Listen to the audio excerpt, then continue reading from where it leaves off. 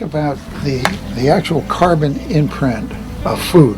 How did that lettuce and Swiss chard get to the store? It had to come in refrigerated trucks, and it had to come from probably another state. How far did this lettuce travel to get to you?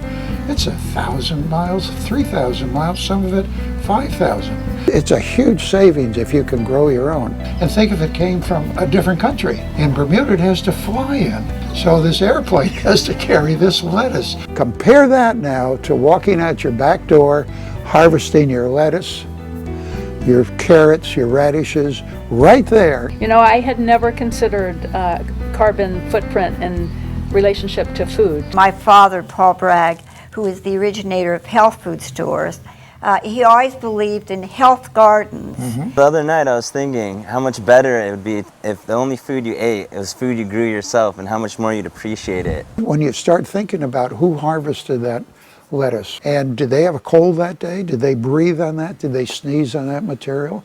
And then it goes into a truck. Did that truck driver wash his hands? This is not a pleasant thing to think about, but you should think about it. And then it goes into the store and in the refrigeration, and what if it is not real fresh?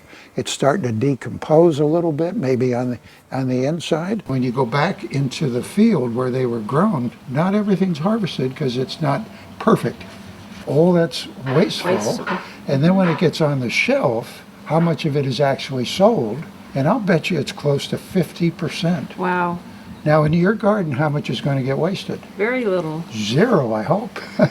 Our goal is to get everyone in the world to garden just a little bit. It works in apartments, condominiums. You can have a small box right on your deck or on your porch.